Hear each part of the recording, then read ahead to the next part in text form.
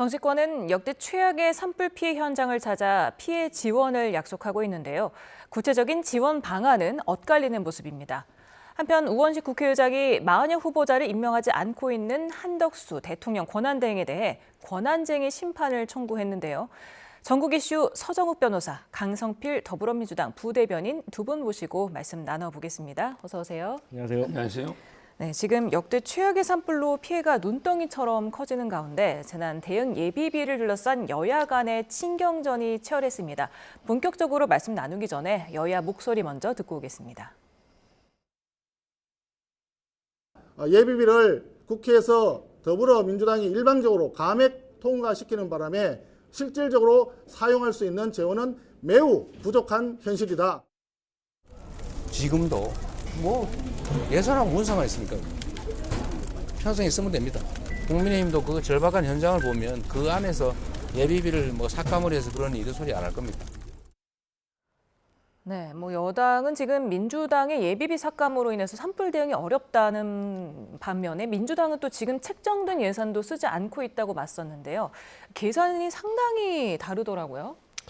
그러니까 지금 현재 예비비가 2조 4천억 정도 편성이 되어 있습니다. 근데 이제 예비비라는 것은 목적 예비비하고 일반 예비비가 있는데 목적 예비비가 1조 6천억 원입니다. 이것은 특별한 목적, 그러니까 무상 교육이라든지 이런 것에 대해서 목적을 가지고 있게 편성을 한 겁니다.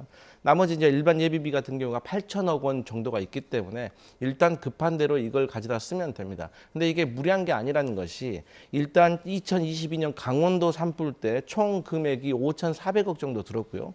그다음에 2024년 영남권에서 산불이 났을 때 2,500억 정도가 소요가 됐습니다. 그렇기 때문에 물론 그때와 비교할 수 없을 만큼 큰 산불이고 큰 재난입니다. 그렇기 때문에 지금의 책정된 것 가지고는 턱없이 부족하다는 걸 압니다. 하지만 일단 8천억부터 빨리 투입을 해서 쓰고요.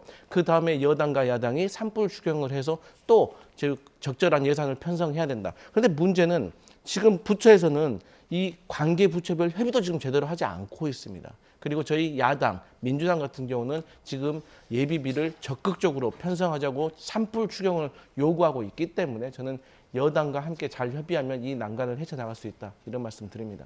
어떻게 보세요? 지금 이제 그 예비비를요, 2조 이상 이제 그 삭감한 거는 분명하고 그때로 한번 돌아가 보면 재난에 대비할 게 많다.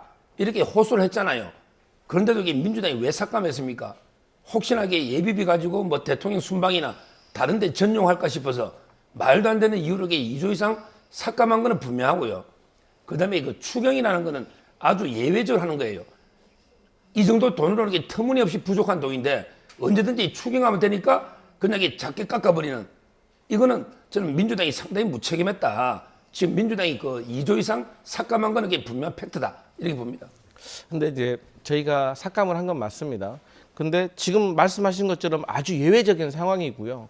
그 삭감한 내용을 보면은 윤석열 대통령의 지난 부산엑스포 유치라는 과정에서 예비비를 몇백억을 갖다 썼습니다. 근데 이거 국가재정법 제90조에 보면 국회에 보고하고 승인받아야 되는데 이런 것들을 소홀히 했기 때문에 저희가 그렇게 했다는 점을 말씀드리겠습니다. 네, 지금 대형 재난 앞에서 여야가 계속해서 이렇게 공방만 하기에는 양쪽 다 부담이 있는 거 아니겠습니까? 그렇기 때문에 조금 향후 추경 심사 과정에서는 협의를 하지 않을까 싶은데 어떻게 예상하세요? 지금 이제 확인해 봐야 되겠지만 이런 의혹도 있어요. 예를 들어 지금 산림 헬기가 지금 상당히 노후화되고 많이 부족합니다. 이런 게 도입 예산까지 삭감됐다는 보도도 있었습니다. 이런 것도 한번 경위를 파악해 봐야 되고요. 그러니까 제 말은 국회에서 예산을 짤 때 가능하면 모든 사정을 제일 잘하는 게 정부입니다. 산림을 사는 거는 정부예요.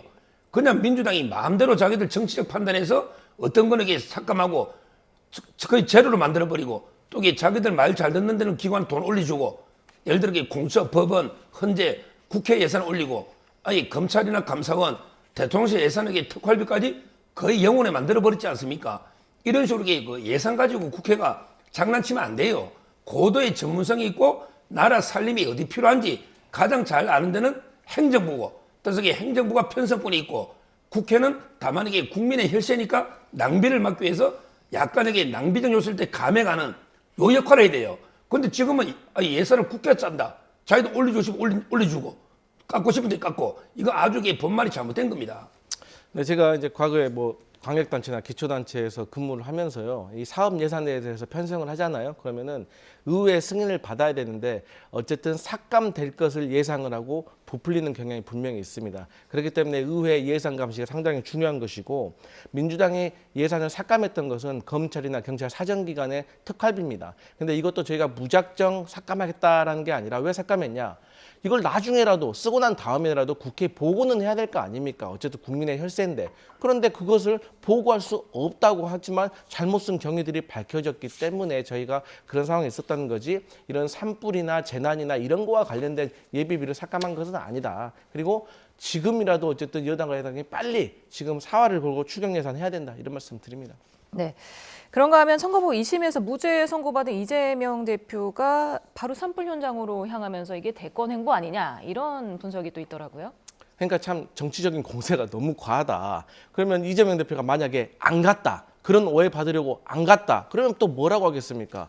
의회를 독점하고 있는, 의회 대통령이라고 하고 있는 이재명 대표가 지금 산불이 났는데도 거기 현장도 안 가봤다라고 얼마나 더 많은 거센 비난이 있겠습니까? 그렇기 때문에 이런 과도한 것은 좀 자제해야 된다라고 생각을 하고, 어쨌든 국민의힘의 기승전결 이재명 이제 자제해야 된다. 그리고 어쨌든 이재명 대표가 가서 많은 어떤 국민들이나 시민들이나 위제 그 산불로 인해서 피해받은 분들을 위로하는 모습이 저는 국민들께 많은 감동을 주지 않았을까, 그런 생각합니다. 근데 이게 문제가 있는 게요.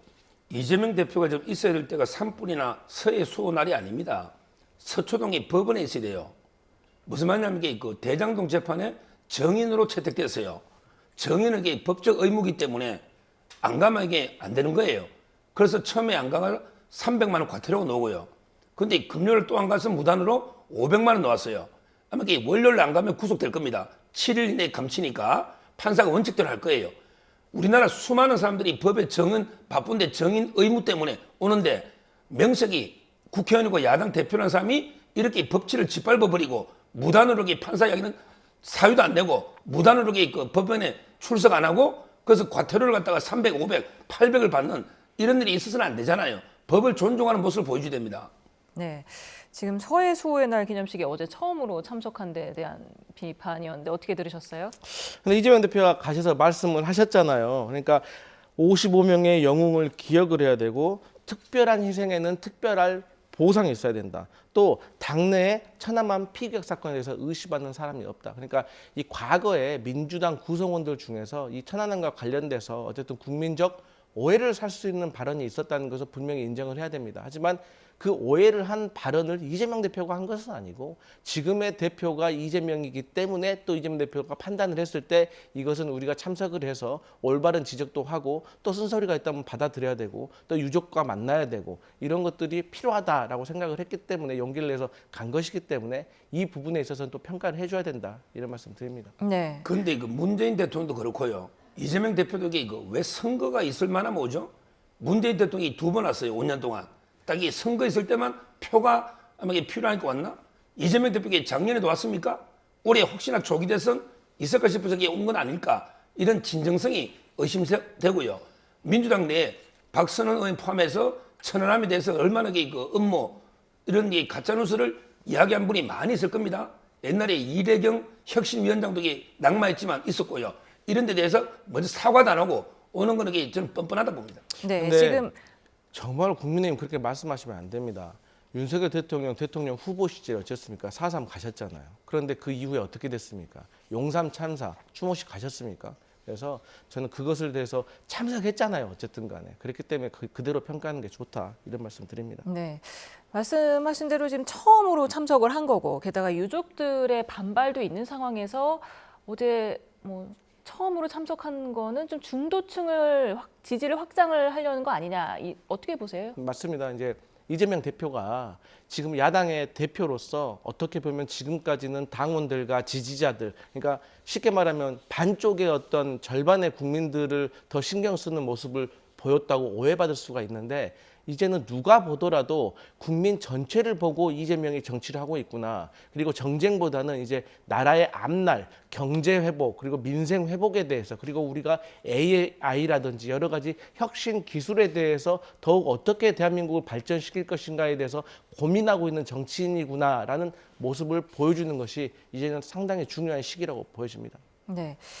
이재명 대표 무죄 선고 얘기도 좀 계속 짚어보겠습니다. 선거법 2심에서 무죄를 선고받은 가운데 대법원이 파기 재판을 해야 한다는 여당 내 목소리가 높아지고 있어요. 지금 이제 그 파기 환송하고 파기 재판이 있는데 파기 환송은 이제 그 파기하고 고등법원 돌려보내는 거예요. 재판은 이제 그 대법원이 스스로 판결하는 거예요. 그런데 우리 396조 형수법에 보면 1심하고 2심의 그 증거 조사가 완료가 돼가지고 이제 그 대법원이 판단할 수 있을 정도로 증거 조사가 끝났다. 이런 경우는 이제 그 파기 재판할 수 있다고 돼 있거든요.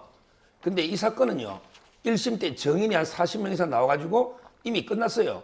2심 때도 이게 증인 4명인데 의미가 없어요. 양형 증인만 둘입니다. 따라서 이게 증거 조사 끝났기 때문에 서류만 읽어보면 대법관들도 이게 최고 엘리트 판사잖아요. 서류만 보면 충분히 판결할 수 있는 증거 조사 끝났다 봐요. 이걸 굳이 돌려보내서 정인도 없는데 또 고등법원 거쳐오라. 이거 말이 안 되죠. 일본은 우리나라보다 이게 10배입니다. 거의 50%가 넘는 게 파기 재판이에요. 우리나라는 이게 최근 통계가 일본보다 10분의 한 5%도 정도. 따라서 이게 그 대법원이 웬만하면 돌려보내버려요. 저는 대법원도 이거는 지연되잖아요. 633인데 돌려보내버리면 또 이게 고등법원이 몇 달 걸리고 또 상고하면 대법원 오면 5심제가 되는 거예요. 따라서 저는 이런 게 절차할 필요 없이 대법원이 충분히 증거조사 끝났기 때문에 법에 따라 그냥 대법원에서 그 판결 내려서 유무죄를 확정지주면 된다. 이렇게 저는 봅니다. 그렇다면 국민의힘에서는 지금 윤 대통령 탄핵 인용 가능성을 혹시 높게 보고 있는 겁니까? 파기 재판으로 신속하게 대법원 판결이 나와야 된다는 건요? 이거는 이제 뭐 대통령 탄핵하고 저는 관계없다 봐요. 조기 대선은 이게 당연히 더 빨리 놓아야 되지만 그걸 떠나서 우리나라의 대법원이 저는 무책임하다 봐요. 왜냐하면 충분히 스스로 판단할 수 있는 증거조사 끝난 기록만 보면 다 증인들 조서가 있잖아요. 이런 것도 이게 무조건 관행적으로 돌려보내는 이거는 이게 개선해야 된다는 게 법조계나 논문들이 최근에 많이 쏟아지고 있어요. 아까 그랬지만 일본은 이게 절반 이상이 대법원이 판결하거든요. 따라서 저는 뭐 그걸 떠나서 조기 대선을 떠나서 원래 선거법은 이게 신속한 게 중요합니다. 633. 그러면 이게 돌려보내면 3개월 만에 안 끝나죠.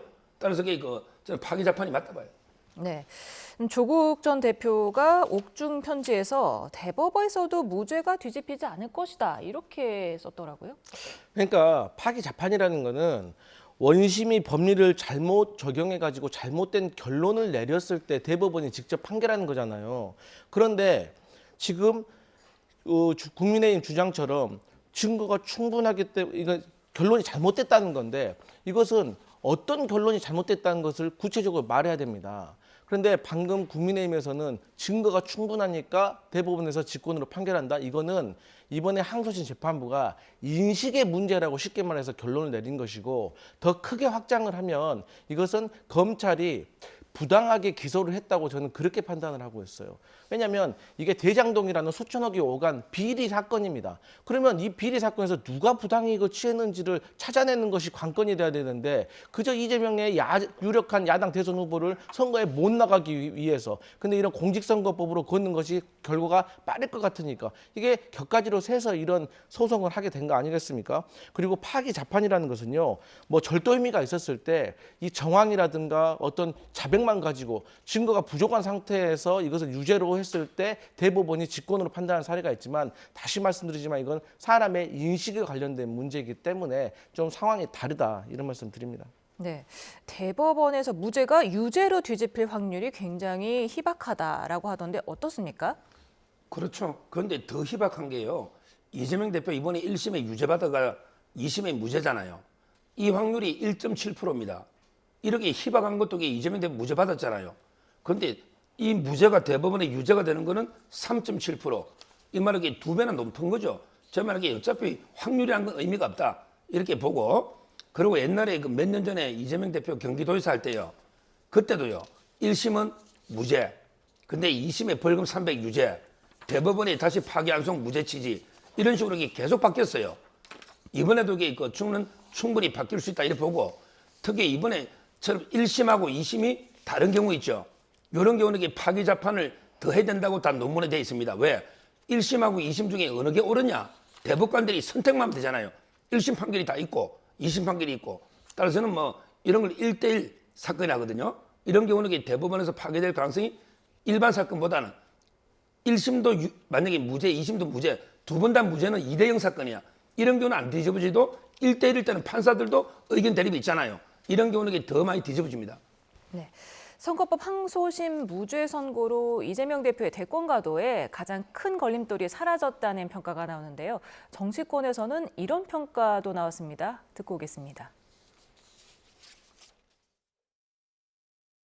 애초 그냥 별의 순간이었거든요, 사실. 원래 이재명 대표는 여러 차례 이미 독보적인 야권의 대선 주자였고요. 갑자기 재판 때문에 별의 순간이 된 게 아니라 별이었죠. 애초 별이었는데 뭐 저는 유죄가 됐어도 그러니까 별의 순간이 왔다고 보고요. 어찌됐건 가장 별의 순간을 만들어준 사람은 이 윤석열 대통령이죠.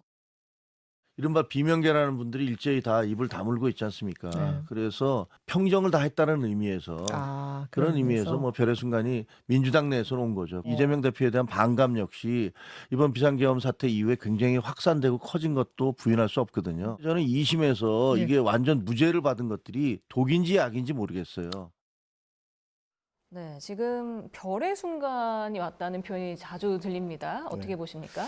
그러니까 이제 뭐 과거 김종인 전 비대위원장이 별의 순간이란 말을 써서 거기에 대상이 됐던 사람이 또 대통령이 됐던 그런 사례가 있기 때문에 언제부터인가 대통령은 별의 자리라는 어떤 그런 표현으로 이어지는 것 같더라고요.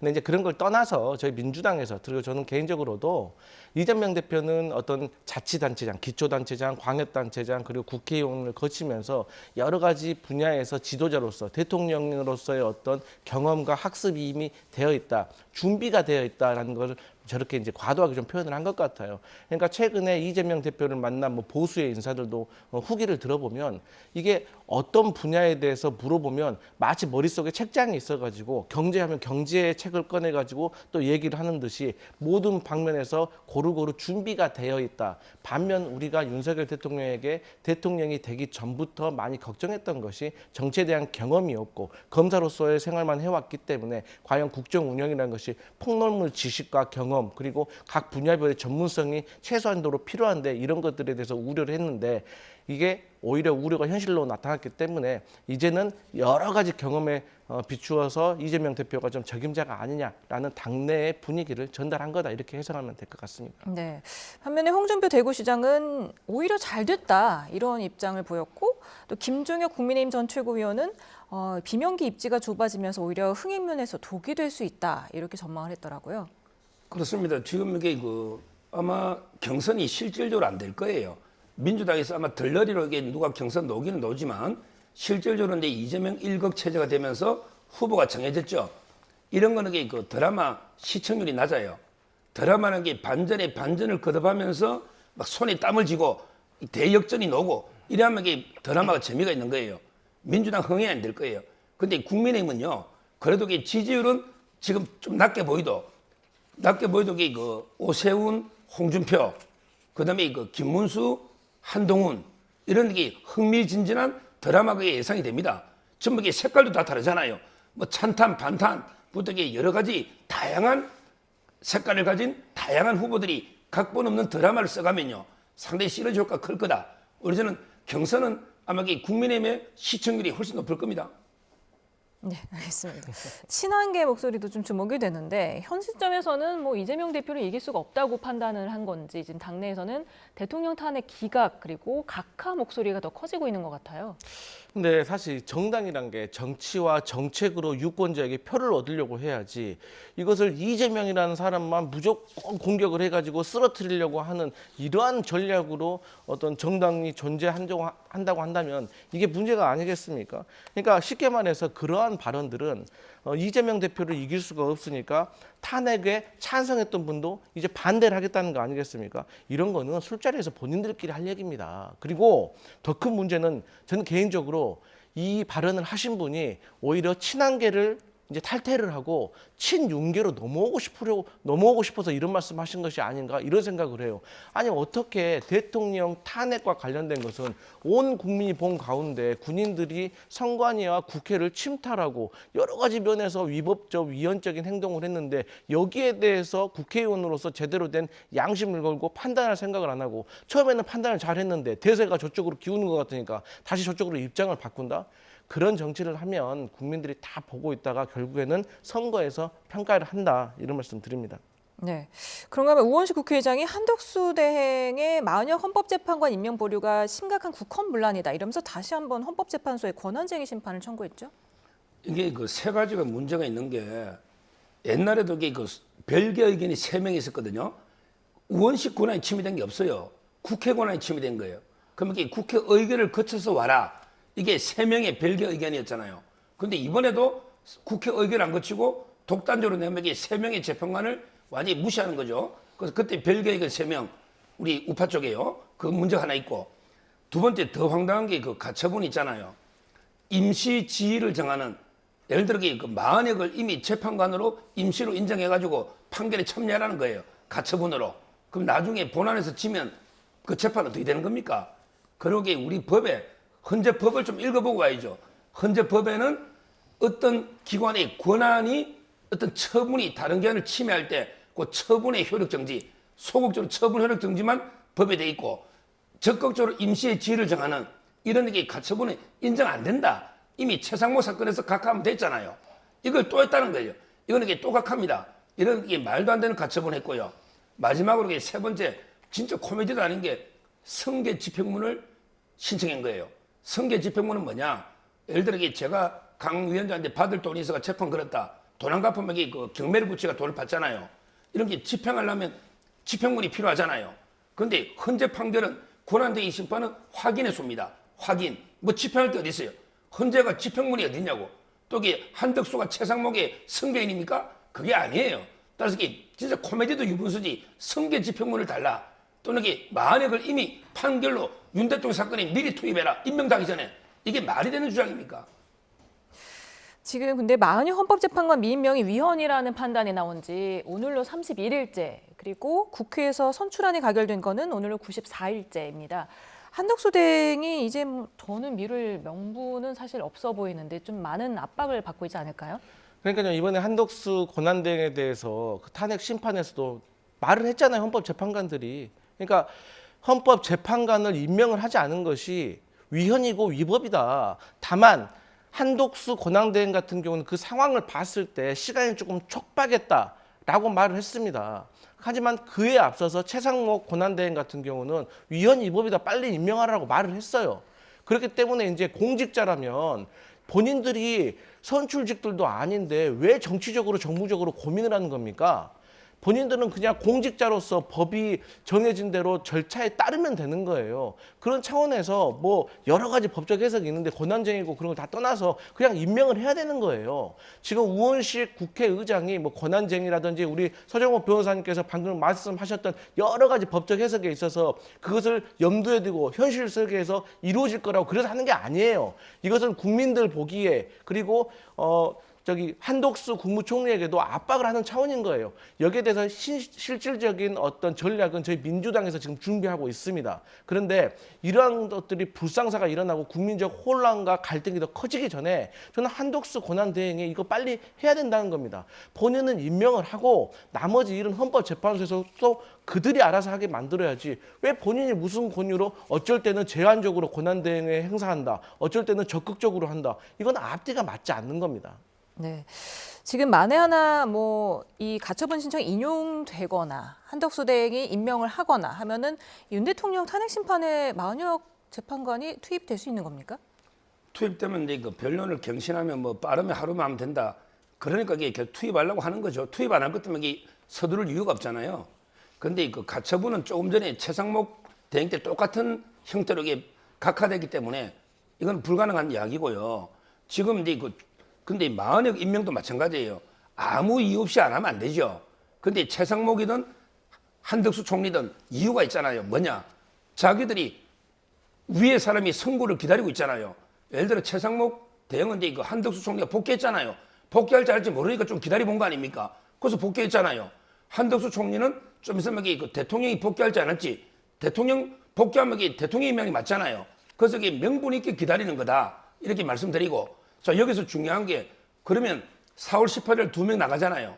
2명 나가면 이게 대통령 모시거든요. 그때도 이게 한덕수 총리가 2명 임명하면 민주당이 그거 인정할까요? 민주당은 한덕수 총리는 40명만 임명하고 다른 이게 대통령 2명 임명하지 마. 그럼 이게 민주당 저거 마음대로입니까?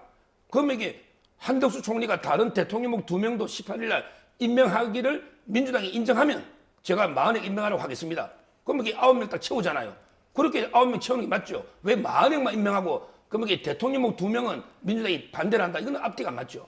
하실 말씀 없으세요? 아니 그 앞뒤가 안 맞는 거는요. 그 국민의힘에서 그렇게 막연하게 이렇게 주장하는 게 아니라 자 보시죠. 제가 앞서도 말씀드렸지만 한덕수 국무총리가 과거에 헌법재판관 임명을 못하는 이유 뭐라고 했습니까? 여야 합의라고 했잖아요. 그런데 헌법재판소에서도 그 여야 합의에 대해서 합의가 됐다고 명쾌하게 얘기를 해줬잖아요. 아니 합의가 안 됐는데 왜 국회의장한테 국민의힘은 마은혁, 정계선, 조한창 이름 명시해가지고 법적 근거까지 명시해가지고 왜 공문을 보낸 겁니까? 그 공문에 대해서도 헌법재판소 재판관들이 판단을 한 거 아닙니까? 근데 단지 그때는 한덕수 같은 경우 시간이 너무 촉박했다. 이제 시간이 넉넉하잖아요. 일주일 넘었잖아요. 그럼 해야죠. 그리고 대통령 몫이라고요? 그건 그때 가서 생각하는 겁니다. 지금 당장의 현실을 우리는 해결해야 되는 거예요. 국민들은 주말마다 집회 나오고 있어요. 자기 일을 제대로 하지도 못하고 있고 밤에 불면증에 시달린다고 하고 있어요. 그리고 온 세계가 쳐다보고 있어요. 그런데 이 상황에서 또 4월 18일 날 2명의 재판관이 사퇴하고 나서 대통령 몫인데 이것을 뭐 한덕수가 임명을 해야 되니 말아야 되니 여기까지 말해야 될 겁니까? 그래서 저는 지금 국민의힘도 계속해서 헌법재판관 임명과 관련해서 그런 얘기 하지 마시고 지금 헌법재판관들한테 양심 걸고 빨리 결정 내리라 이런 말 할 때입니다. 네, 지금 국민의힘은 한덕수 대행 권한쟁의 심판 청구한 게 겁박이다. 즉시 중단해야 한다는 입장이고 민주당은 계속해서 미임명하면은 한덕수 대행을 다시 한번 탄핵할 수 있다. 이렇게 밝혔는데요. 아마 이제 그 탄핵가 복귀한 지 며칠 됐다고 또 이게 또 탄핵을 한다? 이게 말이 안 돼. 그럼 이게 또 최상목 또 권한대행이 또 됩니까? 그럼 이게 논리가 안 맞잖아요. 이걸로 이게 그 원래 임명 안 한 걸 가지고 이게 탄핵했다가 기각이 돼가 이게 복귀한 거 아닙니까? 동일한 사유로 또 이게 탄핵한다. 아무리 우리가 이게 그 탄핵 중독적이 심한 병이긴 한데 치유가 어려운 좀 이게 불치병이죠. 그래도 이게 그 해도 너무한 거 아닙니까? 특히 일부에서는 이게 막 줄탄핵을 하자. 특히 김어준 씨가 질문하고 이게 뭐 김용민부터 이게 줄탄핵을 해가지고 국무회의를 마비시켜버리자. 이런 게 진짜 이거는 쿠데타입니다. 국무회의가 마비된다는 게 국가가 마비되고 우리 대한민국이 바로 그 자리에 주저앉는 거예요. 이런 이야기를 겁도 없이 국회에서 떠들고 있습니다. 이거는 이게 국회의 명백한 입법 쿠데타입니다. 그렇잖아요. 국무회의가 마비되면 아무 일도 못하고 나라가 이게 무너지는 거예요. 이런 걸 아무 이게 그릴 것 없이 떠들고 있는 민주당 의원들 정말 이게 저는 반성해야 되고요. 앞으로 이제 국회 뭐 탄핵권을 뺏어버릴 수도 없고 개헌하면 탄핵이라는 게 이런 식으로 이용한 제도가 아니다. 이 말씀 드립니다. 네, 민주당 초선 의원 모임 더민초가 내일까지 한덕수 대행이 임명하지 않으면 다시 탄핵 절차에 돌입하겠다. 그리고 또 모든 국무위원에게 똑같이 경고를 한다. 즉시 임명하지 않으면 즉시 탄핵할 것이다. 어떻게 들으셨어요? 지금 방금 국민의힘에서 이건 뭐 국회 쿠데타다, 입법 쿠데타다 그러는데 쿠데타의 용어에 대해서 정확히 아셔야 돼요. 국회가 탄핵하는 거 권한을 벗어난 겁니까?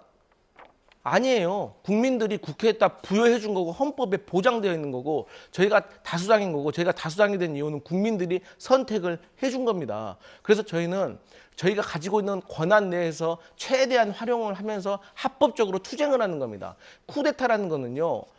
대통령이 군인을 국회에 보내고 선관위에 보내고 또 국회 창문 깨고 들어가고 국회의원 법조인들 체포하려고 했던 거 그런 것들을 쿠데타라고 하는 겁니다. 그리고 오죽했으면 민주당에서 초선 재선 의원들이 국무위원 전원 탄핵해야 된다라고 말을 했겠습니까? 그만큼 지금의 상황이 급박한 겁니다.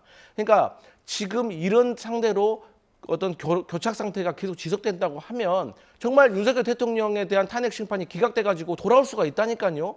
그러면 윤석열 대통령이 돌아오면 대한민국이 어떻게 되겠습니까?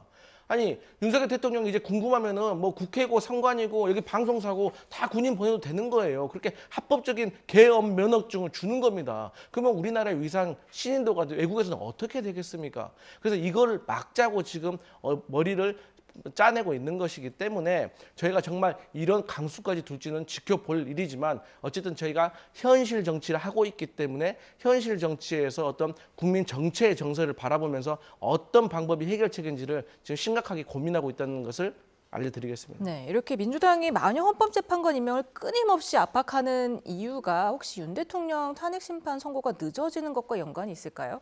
그러니까 이제 민주당이 가장 모순이요. 빨리 선고하라고 하면서 또 이게 마흔액을 빨리 임명해. 이게 모순이죠. 마흔액 임명하면 이게 빨리 선고됩니까? 변론갱신하면서 이게 1, 2주 더 걸리잖아요.